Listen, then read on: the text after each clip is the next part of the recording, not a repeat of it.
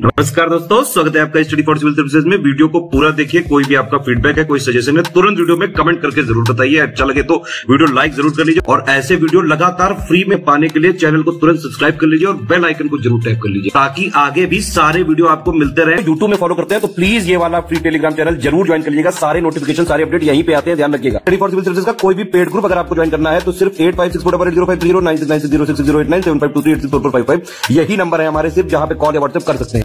Instagram पे हमारा page जरूर फॉलो कर लीजिएगा, स्टडी फॉर सिविल .सर्विसेज है। ट्विटर पे हमको जरूर फॉलो कर लीजिएगा, @study for civils है। सारे क्वेश्चन अटेम्प्ट करिए और स्कोर अपना तुरंत कमेंट करके। दोस्तों नमस्कार, स्टडी फॉर सिविल सर्विसेज में आप सभी का स्वागत है। मैं अंशुमन आपका यहाँ पे स्वागत करता हूँ। इस पर्टिकुलर वीडियो सीरीज में हम आपकी जो अपकमिंग वैकेंसी है राजस्थान सिविल सर्विसेज की, ठीक है, RAS जिसको शॉर्ट फॉर्म में कहा जाता है, उसके फॉर्म फिल होने शुरू हो गए हैं, ठीक है। और आप इस वैकेंसी में अगर आप अप्लाई कर रहे हैं तो आप यहाँ पे हमारे साथ हमारे पेड ग्रुप्स में भी जुड़ सकते हैं अपनी पूरी तैयारी को करने के लिए। उसके लिए यहाँ पे जो एरो शो किए गए नंबर हैं ये वाले, इस पर आप कॉन्टैक्ट करके पूरी इन्फॉर्मेशन ग्रुप्स की ले सकते हैं और हमारे साथ जुड़ सकते हैं, ठीक है। और इसी हमारी पूरी सीरीज में हमारी जो पेड क्विजेज होती हैं, ठीक है, उसको यहाँ पे हम वीडियो फॉर्मेट में देखेंगे, क्वेश्चन आंसर फॉर्मेट में देखेंगे। लगभग 50 प्रश्नों का एक वीडियो हमारा होगा जो कि मोस्ट एक्सपेक्टेड क्वेश्चंस हैं आपको सिलेबस में ध्यान रखते हुए और जो एग्जामिनेशन में सीधे या फिर कह लीजिए इनडायरेक्टली देखने को मिलेंगे, ठीक है। तो इस पूरी सीरीज को आप फॉलो कीजिएगा, काफ़ी इंपॉर्टेंट है। और इस पेड क्विज को अगर आप डायरेक्टली सॉल्व करेंगे हमारे ग्रुप्स में एडमिशन जब लेंगे तो वहाँ पर आपको काफ़ी बेनिफिट होगा एग्जामिनेशन में, ये आपको उस दिन पता चलेगा, ठीक। तो इन्हीं सब बातों के साथ यहाँ पे हम स्टार्ट करेंगे और दोनों ही भाषाओं में, हिंदी और इंग्लिश दोनों में देखेंगे। पूरे सिलेबस को हम यहाँ पे कवर करते हुए क्वेश्चंस को यहाँ पे आपको जो है डिस्प्ले करेंगे और उसको देखने का प्रयास करेंगे, ठीक है। जिन क्वेश्चंस में ज़्यादा डिटेल की ज़रूरत होगी उसको यहाँ पे बिल्कुल बताया जाएगा, निश्चिंत रहिएगा। और चूंकि हर वीडियो में कुछ टाइम लिमिट होती है तो ठीक है, उसी हिसाब से हम इसको देखते हुए चलेंगे। तो इन्हीं सब बातों से चलिए स्टार्ट करते हैं। देखिए यहाँ पे, ठीक, जैसे यहाँ पे क्वेश्चंस को दोनों ही फॉर्मेट में डिस्प्ले किया गया है और उसके ऑप्शंस हैं, हम देखते हैं इसके बारे में। और जो भी क्वेश्चन सही होगा उसका आंसर हम यहाँ पे आपको उसको अटेम्प्ट करके भी दिखाएंगे। तो जो क्वेश्चन सही होगा तो यहाँ पे कुछ ऐसे गुब्बारे जैसे फूटे हुए दिखेंगे और बाकी जो गलत होगा उसको रेड कलर से ये टेलीग्राम डिस्प्ले करता है, ठीक है। तो ये सब बेसिक्स इन्फॉर्मेशन थी। इन्हीं सब चीज़ों के साथ हम स्टार्ट करेंगे। फर्स्ट क्वेश्चन कहा गया है कि भारत में संविधान सभा के गठन का विचार वर्ष 1934 में सबसे पहली बार किसने रखा था। तो जो आज की डेट में आप कॉन्स्टिट्यूशन ऑफ इंडिया देखते हैं, ब्रिटिश टाइम पीरियड में इसकी डिमांड काफ़ी पहले से हो रही थी, ठीक है। फाइनली जाकर के जब हमें इंडिपेंडेंस मिलती है तो उसके दौरान ही इसका निर्माण जो है संविधान सभा ने किया। तो उसी में देखेंगे कि सबसे पहले एक इंडियन कॉन्स्टिट्यूएंट असेंबली हो जो कि भारत के लिए संविधान का निर्माण करे, इसका विचार दिया था 1934 में। ये ईयर इंपॉर्टेंट है, MN रॉय ने, ठीक है। ये कौन थे? तो एक ये जो है जिसे कम्युनिस्ट पार्टी ऑफ इंडिया आज की डेट में आप देखते हैं, ठीक है। तो कम्युनिस्ट विचारधारा से जुड़े हुए एक फेमस लीडर थे उस टाइम पीरियड के। तो सबसे पहले इन्होंने जो है ये हमारे कॉन्स्टिट्यूएंट असेंबली के फॉर्मेशन का आइडिया रखा था, ठीक। आगे देखें, किस योजना के द्वारा सुझाए गए प्रस्तावों के तहत नवंबर 1946 में संविधान सभा का गठन हुआ, ठीक। तो ब्रिटिश इंडिया मतलब जो ब्रिटिश गवर्नमेंट थी उससे इंडियन लोगों के हाथों में जो पावर ट्रांसफ़र की बात स्टार्ट हुई, ठीक है। तो उसके रेफरेंस में कई सारे यहाँ पे जैसे जो आप ये प्लान्स देख रहे हैं, ठीक है, या मिशन देख रहे हैं, ये सब बनाए गए। तो उसी क्रम में फरवरी 1946 में एक हाई पावर्ड मिशन जो है जिसको कैबिनेट मिशन के नाम से जानते हैं, ये इंडिया भेजा गया था क्लेमेंट एटली गवर्नमेंट के द्वारा, जो ब्रिटिश गवर्नमेंट थी, ठीक है। जिसमें 3 सदस्य थे, इनके नाम कई बार पूछे जाते हैं, पैथिक लॉरेंस, स्टैफर्ड क्रिप्स और ये AV अलेक्जेंडर, ठीक है। तो इन्होंने जो है अपना जो प्रपोजल सबमिट किया इसमें मई 1946 में, तो उसी के आधार पे आगे चल करके हमारी कॉन्स्टिट्यूएंट असेंबली जो है उसका गठन होता है नवंबर 1946 में। तो बी विकल्प को चुनेंगे। अब यहाँ पे हमारे पास 3 स्टेटमेंट है, निम्नलिखित में से कौन सा सही नहीं है। तो 9 दिसंबर 1946 को संविधान सभा की पहली बैठक हुई, ये हमारा स्टेटमेंट ठीक है। देखिए यहाँ पे हम जिन चीज़ों को शॉर्ट फॉर्म में देख रहे हैं इसको आपको अपने नोट्स में से या फिर अगर आप हमारे पेड ग्रुप में हैं तो जो मॉड्यूल्स अभी दिए जा रहे हैं, है ना, उसमें चीज़ें डिटेल में है, वहाँ से आपको इसको पूरी तरीके से कंप्लीट करना है क्योंकि आगे चलकर यही चीज़ें मेन्स के एग्जामिनेशन में काम आती हैं क्योंकि वहाँ पर आपको लिखना भी होता है, ठीक है। तो इन चीज़ों को ध्यान रखेंगे। यहाँ पे खैर हम एज अ फैक्चुअल बेसिस पे शॉर्ट फॉर्म में चीज़ों को प्रीलिम्स एग्जामिनेशन के पॉइंट ऑफ व्यू से देख रहे हैं, ठीक। तो पहला स्टेटमेंट हमारा ठीक है। दूसरा है, संविधान सभा की पहली बैठक का मुस्लिम लीग ने बहिष्कार किया था, ठीक है। तो मुस्लिम लीग के बारे में भी आप पढ़ेंगे, ठीक, जिसमें मोहम्मद अली जिन्ना और इस तरह के जो तमाम लीडर्स थे जिन्होंने लेटर ऑन पाकिस्तान जैसे देश का निर्माण किया। तो इन्होंने यहाँ पे इस बैठक को बाइकआउट किया था। और तीसरा स्टेटमेंट है कि संविधान सभा ने 22 जुलाई 1946 को राष्ट्रीय ध्वज यानी कि जो हमारा अभी ट्राई कलर नेशनल फ्लैग है इसको अडॉप्ट किया था। तो ये डेट तो इसमें ठीक है, ईयर गलत है, 1947 है ना, 22 जुलाई को अडॉप्ट किया था। ठीक, तो तीसरा स्टेटमेंट हमारा गलत हो जाएगा, पहले दो ठीक है।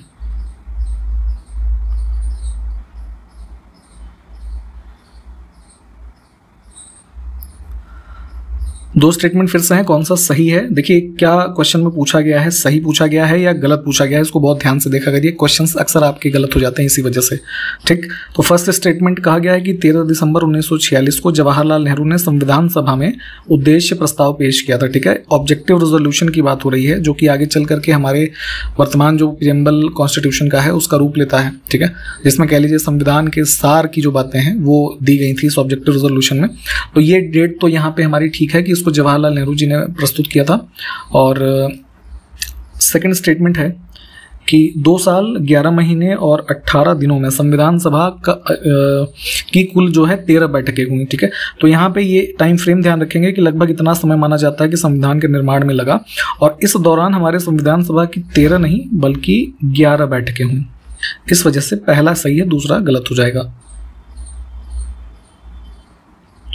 निम्नलिखित में से कौन सी महिला संविधान सभा में सम्मिलित नहीं थी। तो जैसे अभी हमने ऊपर बात की कि मुस्लिम लीग ने बाइकआउट किया, उसके बाद अगर हम बात करें तो हमारे संविधान सभा में जो इंडियन मेंबर्स बचे तो उनकी संख्या कुल 211 थी। ठीक, तो अब इस 211 की संख्या में 15 महिलाएं भी थी, है ना। तो यहाँ पे जो आप नाम देख पा रहे हैं, तो हालांकि ये 15 नाम आप याद नहीं कर पाएंगे, बट स्टिल जो इंपॉर्टेंट नेम्स हैं उनको आप देख लीजिएगा।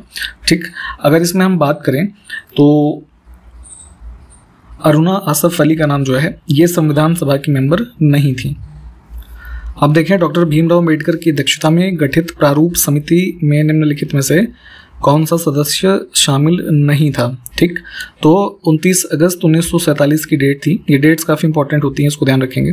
तो देखेंगे कि संविधान सभा जो थी उन्होंने स्पेसिफिकली एक कमेटी बनाई जिसको ड्राफ्टिंग कमेटी कहा गया, और उसको ये टास्क दिया गया कि जो संविधान का निर्माण है ना वो करें। तो उसके अध्यक्ष थे डॉक्टर भीमराव अम्बेडकर और उसमें 6 अन्य और सदस्य थे।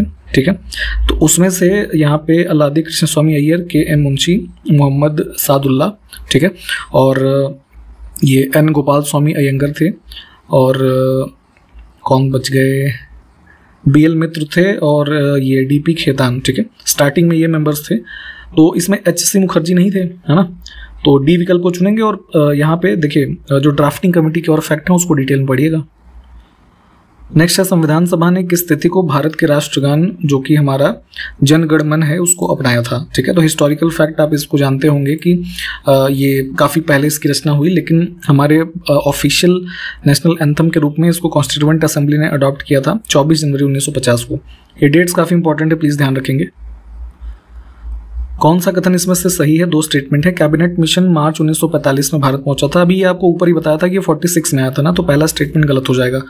और इसके जो मेंबर्स थे स्टफर्ड क्रिप्स, पैथिक लॉरेंस और ए वी या बी भी कई बार लिखा हुआ मिलता है। ठीक है, तो कंफ्यूज मत होइएगा, ये ऐसे कुछ अलेक्जेंडर। ठीक है, तो ये 3 मेंबर्स थे, तो दूसरा स्टेटमेंट हमारा सिर्फ ठीक है।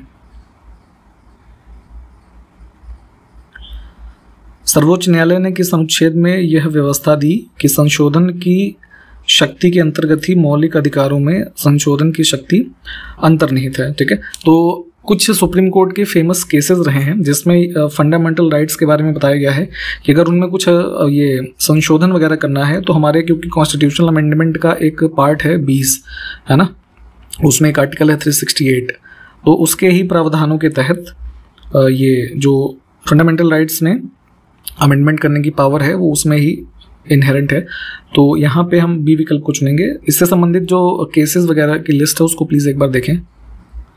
भारतीय संविधान के अनुच्छेद 13 में विधि यानी कि लॉ शब्द के अंतर्गत कौन से कानून आते हैं। तो फंडामेंटल राइट्स का हमारा भाग है 3, ठीक है, आर्टिकल 12 से 35 के मध्य। तो उसमें ही जो 13 नंबर का आर्टिकल है वो डिफाइन करता है कि क्या क्या लॉज हैं। जो 9th शेड्यूल एक हमारे कॉन्स्टिट्यूशन है उसके अंतर्गत यहाँ पे उन सबको चैलेंज नहीं किया जा सकता, उसके संबंधित यहाँ पे कुछ कानूनों के बारे में सूची है। तो अब इस लॉ के शब्द जो आर्टिकल 13 है उसमें जो हमारे सामान्य कानून होंगे ना, यहाँ पे देखिए सामान्य विधियाँ, विधि मतलब कानून को ही विधि भी कहते हैं, ये आप जानते होंगे। तो सिर्फ जो जनरल लॉज हैं वो होंगे। अगर कोई कॉन्स्टिट्यूशनल अमेंडमेंट होता है तो उसको आर्टिकल 13 के अंतर्गत है ना जो है लॉ नहीं माना जाएगा और उसको चैलेंज किया जा सकता है कोर्ट वगैरह में। तो इससे संबंधित ये हमारा सिर्फ पहला जो ये विकल्प है ये सही है। देखिए अभी हमने बताया था कुछ फेमस केसेस हैं, तो उसी में से एक शंकरी प्रसाद का मामला हुआ था 1951 का। तो उसमें कॉन्स्टिट्यूशन में जो पहला अमेंडमेंट किया गया था 1951 में, क्या किया गया था इसमें कि जो राइट टू प्रॉपर्टी थी है ना, पहले वो फंडामेंटल राइट्स का भाग थी, ठीक है, तो उसको वहाँ से हटा करके एक सिर्फ जो है कह लीजिए लीगल राइट के तौर पे वहाँ से हटा दिया गया है ना, फंडामेंटल राइट अब ये नहीं रहा। तो इसी मामले में यहाँ पे इसको जो हमारे फर्स्ट अमेंडमेंट की कॉन्स्टिट्यूशनल वैलिडिटी थी है ना, उसको चैलेंज किया गया था और इसमें जो प्रावधान कट किया गया था वो हमने बता ही दिया आपको कि संपत्ति का अधिकार जो है इसको चेंज किया गया था, तो इसको ध्यान रखेंगे। संविधान में मूल संरचना के अंतर्गत कौन से तत्व आते हैं? तो एक केशवानंद भारती का मामला हुआ था 1973 का, उसके अंतर्गत जो हमारा कॉन्स्टिट्यूशन है उसकी बेसिक स्ट्रक्चर की डॉक्ट्रिन सुप्रीम कोर्ट के द्वारा बताई गई। तो उसमें बेसिक स्ट्रक्चर बेसिकली ऐसे समझ सकते हैं आप कि ऐसी चीज़ें है ना जो हमारे संविधान का मूलभूत ढांचा है उसको आप चेंज किसी भी तरीके से नहीं कर सकते। अगर ऐसा कुछ आप करते हैं तो वो आपका जो कॉन्स्टिट्यूशनल अमेंडमेंट होगा या लॉ होगा वो मान्य नहीं होगा, है ना। इसका interpretation supreme court of India ने किया था। तो उसी में यहाँ पे जो मूल तत्व के अंतर्गत, मूल संरचना के अंतर्गत जो तत्व आते हैं, संविधान का जो संघीय स्वरूप है यानी कि केंद्र और राज्य का जो संबंध है ना, फेडरल स्ट्रक्चर, ये आता है। राष्ट्र की एकता एवं अखंडता, न्यायिक समीक्षा जो कानूनों की जाती है, और संसदीय प्रणाली यानी कि जो parliamentary system of governance India में है, ये सब हमारे बेसिक स्ट्रक्चर हैं कॉन्स्टिट्यूशन के। तो इन सारों जो एलिमेंट्स हैं इनको ध्यान रखेंगे। देखिए इन चीज़ों के बारे में प्लीज़ थोड़ा डिटेल में पढ़िएगा, तभी आपको मजा आएगा, है ना। ऐसे में कुछ चीज़ें हो सकता है आपको कम समझ में आएंगी, है ना। इसमें देखें संविधान समिति तथा उनके अध्यक्षों से संबंधित कौन सा युग्म सही नहीं है। तो कई सारी छोटी बड़ी कमिटीज़ बनी, जैसे अभी हमने ऊपर ड्राफ्टिंग कमेटी के बारे में देखा था, तो उसी क्रम में इसमें गलत वाला हम देखेंगे। संघीय संविधान समिति एक थी जिसके अध्यक्ष सरदार पटेल नहीं जवाहरलाल नेहरू जी थे, है ना। बाकी के विकल्प ठीक है, इनको आप एक बार वीडियो को पॉज करके देख लीजिए। फिर से है समिति तथा अध्यक्ष का कौन सा युग्म गलत है। तो यहाँ पे सारे ऑप्शंस को देख लेते हैं। इसमें जो स्टीयरिंग कमेटी थी, संचालन समिति, इसके अध्यक्ष थे हमारे ये डॉक्टर राजेंद्र प्रसाद जी, ठीक। निम्नलिखित में से संविधान सभा की कौन सी समिति सर्वाधिक महत्वपूर्ण थी। तो जाहिर सी बात है संविधान बनाने के लिए जिस कमेटी को बनाया गया होगा वही सबसे ज़्यादा ज़रूरी होगी, जिसने कई देशों के संविधानों का अध्ययन किया और वहाँ से कई तत्वों को लेकर के हमारे संविधान का निर्माण किया। तो ये कौन सी कमेटी थी? ड्राफ्टिंग कमेटी, है ना, भीमराव अम्बेडकर जी जिसके अध्यक्ष थे। प्रारूप समिति के किस सदस्य की मृत्यु के पश्चात टीटी कृष्णमचारी ने उनकी जगह ली थी। तो अभी हमने ऊपर जो इसके ड्राफ्टिंग कमेटी के मेंबर्स थे उनके बारे में बताया था। तो डीपी ये खेतान जो है इनकी मृत्यु हो गई थी, तो इनके पश्चात है ना टीटी कृष्णमचारी ने इनका स्थान लिया था। तो ए विकल्प को चुनेंगे हम। इसमें देखें कौन सा विषय संघ सूची में शामिल है, यूनियन लिस्ट। तो इसमें आप कॉन्स्टिट्यूशन की जो शेड्यूल्स पढ़ते हैं, ठीक है, तो उसमें 12 शेड्यूल कुल पढ़ेंगे। उसमें से 7वीं शेड्यूल जो है उसमें 3 प्रकार की सूचियां हैं, यूनियन, स्टेट और कॉन्करेंट। तो यूनियन में कुल 97 विषय हैं, स्टेट में जो है 66 हैं, और कॉन्करेंट में जिसपे स्टेट और यूनियन दोनों सरकारें नियम कानून बना सकती हैं, ऐसे कुल मामले 47 हैं। तो उसी क्रम में देखेंगे यूनियन लिस्ट में रेडियो और टेलीविजन आता है। क्रिमिनल लॉ आपका कॉन्करेंट लिस्ट का पार्ट है, पुलिस स्टेट लिस्ट, और पब्लिक हेल्थ भी स्टेट लिस्ट, ठीक है। तो इस प्रकार से चीज़ों को याद रखेंगे। संविधान के किस अनुच्छेद में सुप्रीम कोर्ट यानी कि जो हमारा सर्वोच्च न्यायालय है उसका प्रावधान दिया गया है। तो भाग 5 में आर्टिकल 124 से 147 के मध्य के प्रावधान आप देखेंगे वो सुप्रीम कोर्ट से संबंधित है। तो सबसे पहले जो मेंशन सुप्रीम कोर्ट के बारे में है वो 124 में ही है।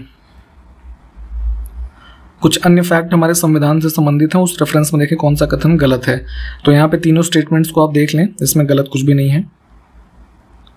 आप देखिए अभी कॉन्करेंट लिस्ट की हमने बात की थी, कौन सा विषय यहाँ पे कॉन्करेंट लिस्ट में शामिल है। तो फॉरेन अफेयर्स ये हमारा यूनियन लिस्ट का पार्ट है, इसमें फॉरेस्ट जो है ये कॉन्करेंट में आ जाएगा। पुलिस स्टेट लिस्ट का भाग है। बी विकल्प देखिए करेक्ट है।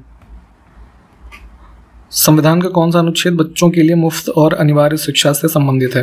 तो फंडामेंटल राइट्स में भी, फंडामेंटल ड्यूटी में और डीपीएसपी है ना, इन तीनों में भी हमारे जो कंपलसरी और एजुकेशन स्पेशली बच्चों से संबंधित प्रावधान है वो दिए गए हैं। इनके बारे में पढ़िएगा, इंपॉर्टेंट फैक्ट्स हैं ये। तो अगर हम ये directive principles of state policy जो हमारे भाग 4 का भाग है आर्टिकल 36 से 51 के मध्य, तो उसका हम आर्टिकल 45 देखेंगे तो ये बात करता है किसकी, हमारे कि जो provision of free and compulsory education for children है ना, इस प्रावधान के तहत सरकार जो है जो कुछ ये स्कीम्स होती हैं या अन्य प्रावधान कर सकती है। ठीक। दल बदल विरोधी कानून वाली 10वीं अनुसूची को भारतीय संविधान के किस संशोधन अधिनियम के द्वारा जोड़ा गया? तो इनिशियली हमारे कॉन्स्टिट्यूशन की अगर हम बात करें तो हमारे पास कुल 8 शेड्यूल ही थे, 4 अन्य जो हैं उनको अलग अलग अमेंडमेंट के माध्यम से जोड़ा गया है। तो उसमें 10वीं अनुसूची जो है ना, पॉलिटिकल पार्टीज के जो लीडर्स होते हैं उनके एक पार्टी से दूसरे पार्टी में है ना ऐसे ही चले जाने से संबंधित प्रावधान है कि उनको उस चीज़ से रोका जा सके, क्योंकि 1980 और 90 के दशक में ये सब घटनाएं काफ़ी ज़्यादा बढ़ गई थी। ठीक। तो दल बदल के संबंधित कुछ प्रावधानों के साथ इसको ऐड किया गया था 52nd अमेंडमेंट में, जो कि हुआ था इसमें 1985 में। ठीक। कौन सा कथन इसमें सही नहीं है? तो हमारे कुछ जो 7th शेड्यूल की लिस्ट हैं उसके बारे में चीज़ें लिखी हुई हैं। तो इसमें बिजली राज्य सूची का विषय है, ये गलत है। ये हमारा इलेक्ट्रिसिटी भी कॉन्करेंट लिस्ट का पार्ट है। ठीक है। भारतीय संविधान का कौन सा अनुच्छेद भारतीय संसद और राज्य विधानमंडल के बीच कराधान सहित विधायी शक्तियों को वितरित करता है? ठीक है। तो हमारा ये मतलब जो यूनियन पार्लियामेंट है और जो अलग अलग स्टेट्स की लेजिस्लेचर हैं उनके बीच टैक्सेशन से संबंधित जो लेजिस्लेटिव पावर्स हैं उसके बारे में डिस्ट्रीब्यूशन का कुछ प्रावधान है आर्टिकल 246 में, है ना। तो यहाँ पे ये जो आर्टिकल्स भी हम देख रहे हैं तो इनकी वर्डिंग्स को आप एक बार जरा जो है देखेंगे तो वहाँ से आपको और डिटेल में पता चल जाएगा। इसमें देखिए कौन सा कथन गलत है। तो पहला स्टेटमेंट ही गलत है। 322 आर्टिकल की बात हो रही है, ऑल इंडिया सर्विसेज की बात करता है। ऑल इंडिया सर्विसेज भारत में 3 हैं, IAS, IPS और IFS, इंडियन फॉरेस्ट सर्विस है ना। तो इन तीनों से संबंधित जो ये है कॉन्स्टिट्यूशनल प्रोविजन बताया गया है वो आर्टिकल 312 में है ना। पहला ही गलत हो जाएगा, बाकी के ठीक हैं। अब यहाँ पे 2 स्टेटमेंट फिर से है, कौन सा कथन सही है देख लेते हैं। पर्वतों के बारे में बात हो रही है, तो पर्वत जो है इनके प्रकार आप जैसे पढ़ते हैं, अवशिष्ट पर्वत है ना, मिश्रित पर्वत, गुंबदाकार पर्वत होते हैं, ये आपके ब्लॉक पर्वत होते हैं, और जैसे फोल्डेड माउंटेन, वलित पर्वत कह लीजिए, है ना। तो मोड़दार पर्वत विश्व के सबसे ऊंचे तथा सर्वाधिक विस्तृत पर्वत हैं। और दूसरा है रॉकी पर्वत, उत्तरी अमेरिका का प्रमुख वलित पर्वत है ना। तो एज अ फैक्ट ये दोनों बातें यहाँ पे ठीक हैं, इन दोनों को हम चुनेंगे। आप ये जो पर्वत वाला कॉन्सेप्ट है इसको जब डिटेल में पढ़ेंगे तो वहां पे आपको एग्जांपल्स मिलेंगे। इसमें देखें कौन से पर्वत ब्लॉक पर्वत के उदाहरण है। ठीक है, ब्लॉक यानी कि अवरोधी पर्वत के उदाहरण अगर हम बात करें तो ब्लैक फॉरेस्ट, वॉस्जेस और सतपुड़ा है ना, ये हो जाएंगे। इसमें आल्प्स माउंटेन जो हमारा यूरोप का है, ठीक है, जिसकी सबसे ऊंची चोटी कौन सी है, माउंट ये ब्लैंक। ठीक है, तो ये आपका फोल्ड माउंटेन का एग्जांपल हो जाएगा ये, है ना। तो चौथा नहीं होगा, सिर्फ 1, 2 और 3। इसमें देखें जापान का फ्यूजीयामा पर्वत किस प्रकार के पर्वत का उदाहरण है। ठीक है, तो ये बेसिकली एक वोल्केनिक माउंटेन है, ज्वालामुखी के बारे में आप पढ़ेंगे। तो ज्वालामुखी में क्या होता है, जो वोल्केनिक मटेरियल बाहर आता है, तो जैसे जिस स्थान पे वोल्केनिक इरप्शन हुआ तो धीरे धीरे over the period of time accumulation हो जाता है वोल्केनिक मटेरियल का। तो ऐसे प्रकार के जो हमारे पर्वत बनते हैं उसी का एग्जाम्पल है फ्यूजीयामा, है ना। इसके अन्य एग्जाम्पल जैसे मोना लोआ एक हवाईन आइलैंड में ये है आपका पर्वत, माउंट पोपा है म्यांमार में, है ना। तो ये सब एग्जाम्पल्स हैं हमारे इसके वोल्केनिक माउंटेन के। तो इसमें सी को चुनेंगे। इसमें देखें कौन सा पर्वत अवशिष्ट पर्वत का उदाहरण नहीं है। ठीक है, यानी कि जो हमारे रेजिडुअल माउंटेन्स होते हैं तो इसमें नहीं होगा हमारा ये कोटोपैक्सी। विकल्प डी जो है इक्वाडोर में ये जो इसकी लोकेशन है, ये बेसिकली हमारे जो ये डोम शेप होते हैं ना, गुंबदाकार पर्वत, उसमें हम इसको रख सकते हैं। इसमें क्या सुमेलित नहीं है। ठीक है, कुछ हमारी वही माउंटेन रेंजेस के एग्जांपल्स हैं। तो कॉकेकस जो श्रेणी है ये इटली लिखा है ना। इसमें बेसिकली हम यहाँ पे अगर हम सही को चुने तो ये हमारा रशिया हो जाएगा।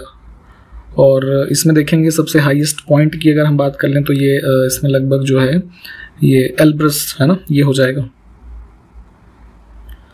इसमें क्या सुमेलित नहीं है, तो यहाँ पे ये ब्लैक पर्वत को चुनेंगे, है ना। इसकी बात करें अगर हम, तो ये आपका इसमें जर्मनी में बेसिकली स्थित है और ये ब्लॉक माउंटेन जो हमारे होते हैं उसका एग्जांपल है। इसमें कौन सा कथन सही नहीं है, कुछ स्टेटमेंट्स हैं वही माउंटेन्स वाले। तो माउंट डेनाली जो है हाईएस्ट माउंटेन एसोसिएट कर सकते हैं हम जो है इससे नॉर्दर्न अमेरिका से, ठीक है। साउदर्न अमेरिका की बात करें तो ये हमारा हो जाएगा माउंट एकांकागुआ, है ना, अर्जेंटीना में। इसमें से कौन सा पर्वत फ्रांस एवं जर्मनी की सीमा बनाता है, ठीक है। तो इन दोनों यूरोपियन देशों के देखेंगे बाउंड्री के रूप में एक तरीके से कार्य करने वाला वॉसगेस माउंटेन है, ठीक। इसमें कौन सा युग्म सुमेलित नहीं है, तो यहाँ पे हॉर्ज माउंटेन जो है ना स्पेन लिखा हुआ है, ये गलत हो जाएगा। इसकी अगर हम बात करें तो ये जर्मनी में है, ठीक। अब यहाँ पे बात करेंगे पठार यानी कि प्लेट्यू की, है ना। प्लेट्यू बेसिकली ज्योग्राफी में आप पढ़ेंगे तो क्या होता है कि ये एक कह लीजिए ऐसे उभरी हुई और एक सपाट, है ना, भूमि है, ठीक, पृथ्वी पे। और बेसिकली कोई एक ऐसे मान लीजिए फ्लैट एरिया है तो उसी के बीच में कहीं, है ना, अन्य क्षेत्रों से थोड़ा उठा हुआ अगर कोई क्षेत्र है तो उस प्रकार की आकृति को हम पठार के रूप में जानते हैं। इसके और जो जियोलॉजिकल फीचर या मैन्युफैक्चरिंग के जो प्रोसेस है उसको डिटेल में पढ़ेंगे। हम क्वेश्चन को देखेंगे कि कौन सा पठार संयुक्त राज्य अमेरिका में नहीं है। तो यहाँ पे अगर हम बात करें तो चियापास पठार हो जाएगा, ये मैक्सिको का भाग है ना, डी विकल्प। निम्नलिखित में से कौन सा पठार अंतरा पर्वतीय पठार का उदाहरण है, यानी कि हमारे इंटर माउंटेन प्लेट्यू। तो प्लेट्यू के भी कई सारे टाइप्स होते हैं, जैसे ग्लेशियल, है ना, फ्लूवियल, इंटर माउंटेन। तो इंटर माउंटेन में क्या है कि कुछ ऐसे पठार, जैसे भी हमने आकृति की बात की थी, कि वो पूरी आकृति ही आसपास चारों ओर जो है इससे पर्वतों से जो है घिरी हुई हो, है ना। तो जैसे तिब्बत का पठार है ना, या अन्य भी जो एग्जांपल्स हैं, तो ये सब हमारे इंटर माउंटेन प्लेट्यू के एग्जांपल में आते हैं। तो अगर इसमें देखेंगे तो जो कोलंबियन प्लेट्यू है ये एग्जांपल हो जाएगा हमारा। इसमें देखें क्या सुमेलित नहीं है, फिर से तो प्लेट्यूज हैं और संबंधित एरिया है। तो एबिसिनिया प्लेट्यू ईस्टर्न, हम इसमें अफ्रीका चुनेंगे, है ना, अमेरिका लिखा था। यहाँ पे है कैंटरबरी मैदान किस देश में पाए जाते हैं। तो कैंटरबरी के बारे में हम बाद में देखते हैं, पहले प्लेन यानी कि मैदान की थोड़ी सी बात करेंगे कि समतल भूमि पृथ्वी पे, है ना, समतल भूमि के वैसे भाग काफ़ी मतलब बड़े एक्सटेंशन में होते हैं ये। और जो मीन हम वो देखते हैं ना सी लेवल से ऊंचाई, तो लगभग 200 मीटर से ऊंचाई इनकी अधिक नहीं होती है। तो ऐसे एक वास्ट एरिया जो फ्लैट लैंड है उसको मैदान के रूप में आप जानते हैं। तो विश्व में इस प्रकार के कई मैदान हैं और इनकी भी क्लासिफिकेशंस अलग अलग होती हैं। उसी क्रम में कैंटरबरी एक है जो कि कहाँ पाया जाता है, न्यूजीलैंड में। इसमें देखें फिर से क्या गलत है, प्लेन्स हैं और संबंधित देश। तो खुजेस्तान मैदान जो है ये इसमें है, ईरान में।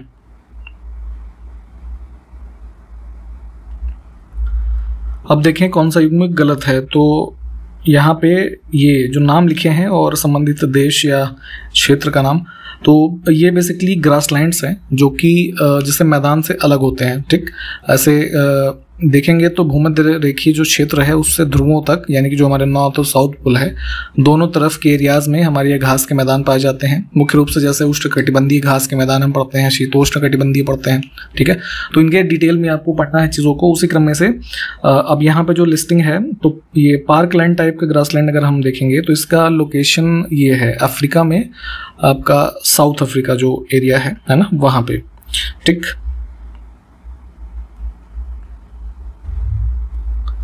इसमें देखें घास स्थल तथा संबंधित देश, कौन सा युग्म गलत है। तो वर्ल्ड की बात करें तो ये साउथ अमेरिका नहीं, साउथ अफ्रीका जो देश है ना। तो ये देखिए सी वाला हमारा गलत है, बाकी के ऑप्शन जो है वो ठीक है। अब बात करेंगे डेजर्ट यानी कि मरुस्थल की। तो सहारा मरुस्थल का विस्तार किस देश में नहीं है। तो अफ्रीका में लगभग जो है देखेंगे तो विश्व का सबसे बड़ा गर्म मरुस्थल जो है उसका एक एग्जाम्पल है ये। विस्तार क्षेत्र की बात करें यानी कि जो अफ्रीका में देश हैं, तो नाइजर, अल्जीरिया, मोरक्को, इसके अलावा जैसे माली, चाड, लीबिया, ये सब है ना, सूडान। इसमें नामीबिया नहीं है। इसको आउट करेंगे। एक बार इसको मैप में प्लीज़ लोकेट कीजिएगा, जैसे कि ये आपके घास के मैदान, रेगिस्तान, पठार, पर्वत है ना, इन सबको एक बार आप जब मैप में देखेंगे तो वहाँ से आपको काफ़ी लंबे समय तक के लिए याद हो जाएंगी चीज़ें। अब डेजर्ट और देश का कौन सा पेयर सुमेलित नहीं है, तो मोजावे डेजर्ट जो है ना, ये कनाडा नहीं होगा, ये हो जाएगा ये साउदर्न कैलिफोर्निया का रीजन। इसमें देखें क्या गलत है, तो ये तकला मकान या तकला माकन लिखा हुआ मिलता है। ये डेजर्ट हमारे इसका रशिया का नहीं, चाइना का पार्ट है। अब नील नदी के बारे में हम देखेंगे कौन सा कथन गलत है। तो काफ़ी फेमस रिवर है, 3 स्टेटमेंट यहाँ पे हैं, इनको आप देखें, इसमें से कुछ भी गलत नहीं है। इसमें से कौन सी नदी जर्मनी यानी कि यूरोप का जो देश है वहाँ पे ब्लैक फॉरेस्ट की बात अभी हमने ऊपर की थी, तो ब्लैक फॉरेस्ट पर्वत से निकलती है, तो ये है हमारी ये डेन्यूब रिवर। ठीक, यहाँ से इसका ओरिजिन है। और अगर हम समाप्ति की बात करें तो ये काला सागर में जो है इसकी समाप्ति है।